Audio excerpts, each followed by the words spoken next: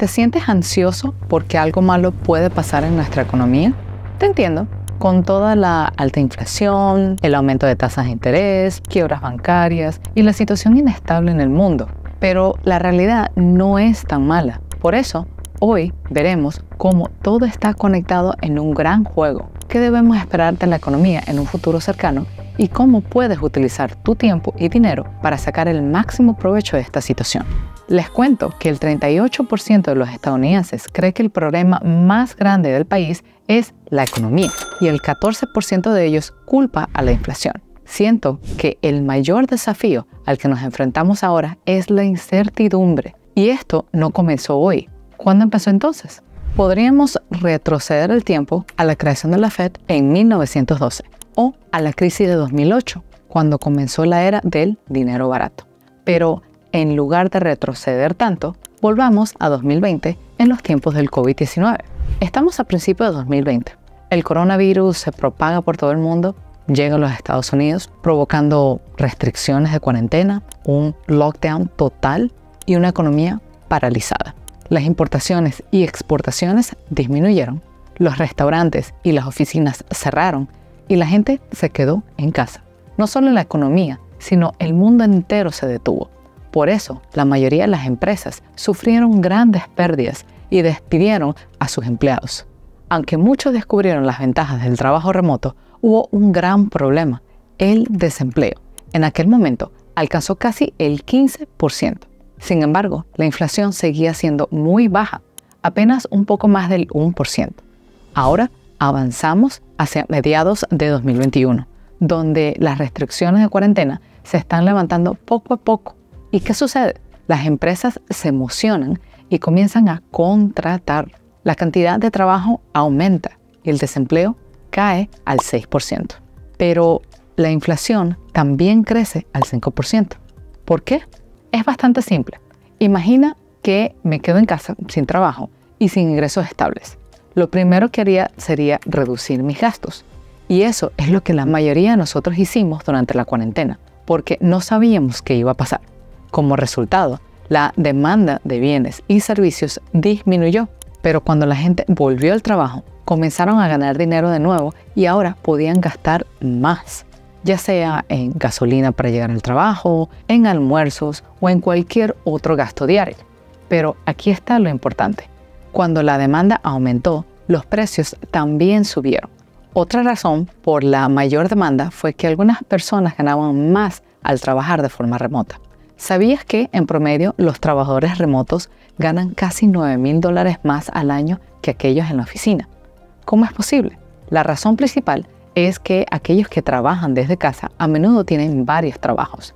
En 2022, casi el 80% de los empleados remotos tenían al menos 2 trabajos. Así es como el tercio de ellos logró ganar más de $100,000 al año. Pero el fuerte mercado laboral y el bajo desempleo no fueron las únicas razones de la mayor demanda. 2 cosas más que contribuyeron a eso fueron el dinero barato, con las tasas de intereses casi en cero, y el estímulo gubernamental de más de $5 billones. Y quiero tomar un segundito para recalcar algo aquí, ya que vivo recibiendo correcciones de los montos. Cuando uno dice billions en inglés, eso se traduce en 1,000 millones en español, mientras que cuando uno dice trillions en inglés, eso se traduce en billones en español. En el caso del estímulo estadounidense, tenemos 5 trillions en inglés y 5 billones en español. Espero que eso les quede claro esta vez, porque siempre que lanzamos un episodio con la palabra billones, recibimos cientos de comentarios tratando de corregirnos, pero no. Nosotros nos aseguramos de verificar esa información, y para los que no nos creen, pues les invito a que chequeen este artículo de BBC.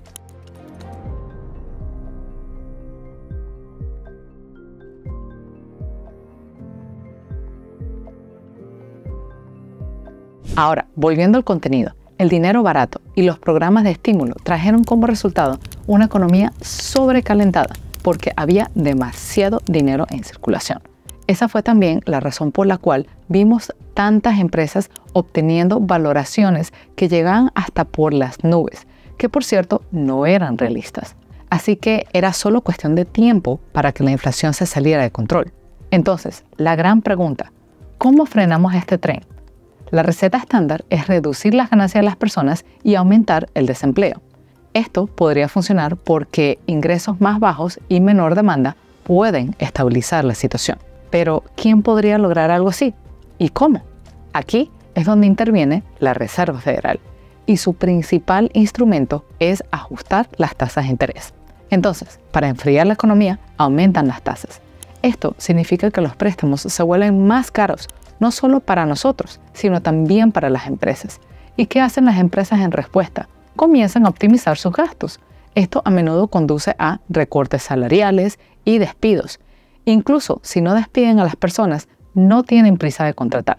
Pero el desafío principal para la Fed es balancear sus políticas, porque también son responsables de garantizar el empleo máximo, aunque en realidad el máximo no debería alcanzarse si queremos estabilidad y baja inflación. Entonces, tienen que jugar con las tasas y hacerlas lo suficientemente ajustadas, pero no demasiado ajustadas. Bueno, ¿cuál es la situación ahora? Todos sabemos que la Fed aumentó las tasas de interés varias veces este año. Ahora está por encima del 5%, en su nivel más alto desde enero de 2023. Pero el desempleo es inferior al 4%, la cual es mucho menor de lo esperado. ¿Por qué es así? Una gran razón es que muchas empresas todavía necesitan recuperarse de las pérdidas de la pandemia y despedir a las personas otra vez es una medida arriesgada. Además, debido al trabajo remoto, las empresas están ahorrando en espacios de oficina, así que tienen menos necesidad de recortar empleos.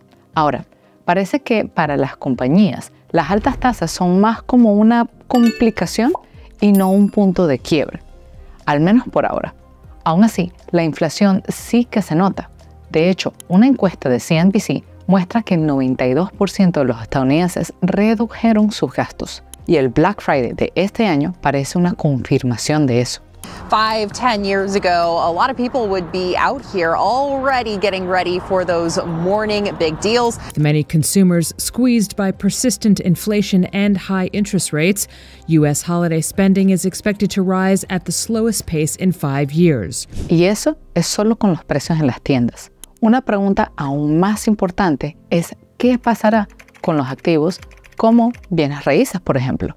Muchos no están seguros de si podrán pagar su hipoteca si tanto las tasas de interés como los precios siguen aumentando. Siempre me preguntan sobre el mercado inmobiliario y su futuro. Entonces, veamos qué podemos esperar. Ahora, la mayoría de los expertos dicen que tenemos dos posibles escenarios. El primero sugiere que más personas no podrán pagar por sus propiedades. Por lo tanto, podríamos ver casas más baratas inundando el mercado. Pero, por ahora, nada realmente indica eso.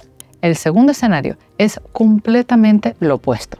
Muchos estadounidenses podrían querer cambiar de casa, pero no venderán su propiedad actual porque tienen una tasa de interés baja. Por lo tanto, la escasez de bienes raíces continuará. Por ahora, tanto los precios de venta como de alquiler de viviendas no parecen disminuir. Y debido a que todo lo demás parece volverse más caro, la pregunta lógica es ¿por qué no imprimir más dinero y aumentar los salarios? Tener más dólares en la economía no es nada malo, ¿verdad? No exactamente. Lo que pasa es que más efectivo en mano significa más gasto. ¿Y qué hace eso? La gente comienza a necesitar más cosas. Por lo tanto, las empresas tienen que producir más. Esto aumenta los costos de producción y también los precios crecen. O sea, cuando el gobierno imprime más dinero, la inflación sube. También, imprimir más dinero no significa crear más valor. Esto es importante porque la única forma de crecer para cualquier economía es generando valor agregado y aumentando el PIB, que es el tamaño de la economía. Pero si simplemente imprimimos más dinero, no habrá nuevos negocios, nuevas oportunidades de trabajo ni nuevas exportaciones. ¿Y cuál es el resultado final? El aumento de los precios. Además, imagina si los medios comienzan a hablar sobre la impresión activa de dinero. Todos entrarían en pánico. Entonces, la gente cambiaría dólares por oro y otras monedas. Y entre más lo hagan, más débil se vuelve el dólar. Hablando del diablo, estos tiempos también son difíciles para los bancos estadounidenses. ¿Recuerdan a Silicon Valley Bank?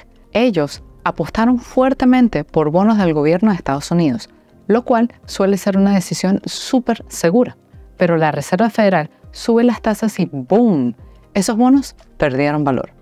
Los inversionistas entran en pánico y comienzan a retirar su efectivo. El resultado, las acciones del banco caen más del 60% en un día y el banco se declara en quiebra. A rough week for the banking industry. The collapse of Silicon Valley Bank. The second biggest bank collapse in U.S. history. Y no solo fue SVB, otros bancos regionales también se vieron afectados.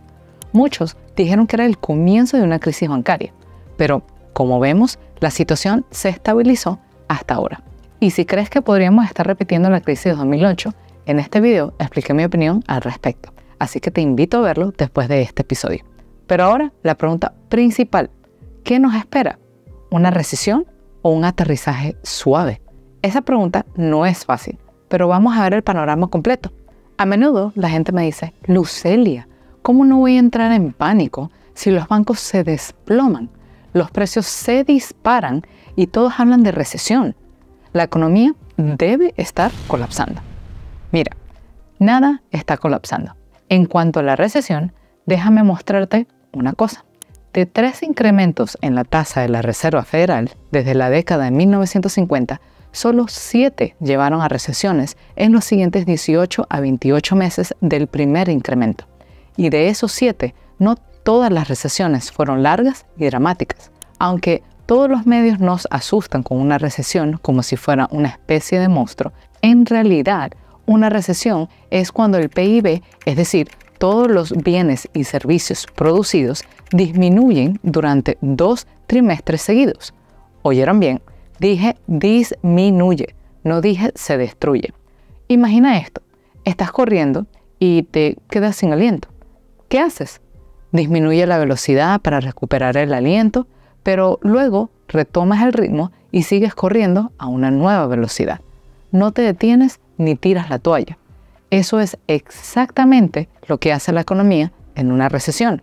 Se desacelera, se ajusta, pero sigue adelante. Ahora déjame llevarte al lado más brillante. Desde la Gran Recesión, Estados Unidos tuvo 14 recesiones.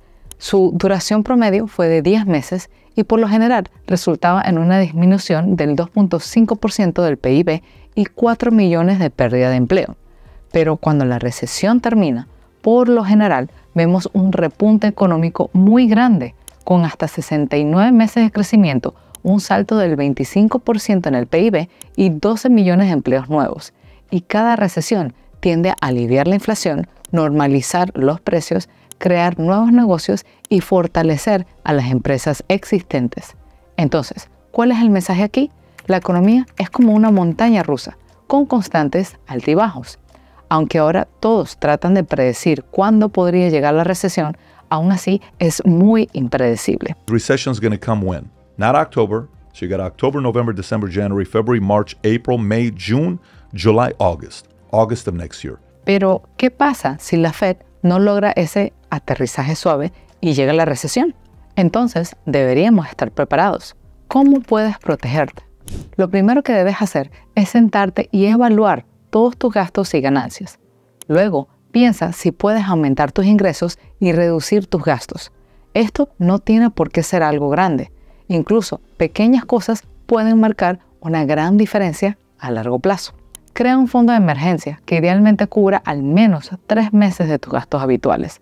Si tienes un portafolio de inversiones, revísalo y haz 2 cosas. Diversifica y mantén una parte en inversiones líquidas. De esta manera, podrás usar tu dinero rápidamente si ocurre una emergencia. Evita las inversiones de alto riesgo o al menos no destines más del 5% a ellas. Intenta pagar tus deudas personales, comenzando por las tarjetas de crédito. Y haz lo posible por no endeudarte aún más. Invierte en tus habilidades profesionales para hacerte más fuerte en el mercado laboral. Y recuerda educarte en el sector financiero, porque a menudo nuestro pánico surge de la falta de conocimiento. Por último, recuerda que la recesión es un reinicio que siempre fortalece la economía. Si descubriste algo nuevo, comparte este video con tus seres queridos. Nos vemos en el próximo video. Chaito, bye.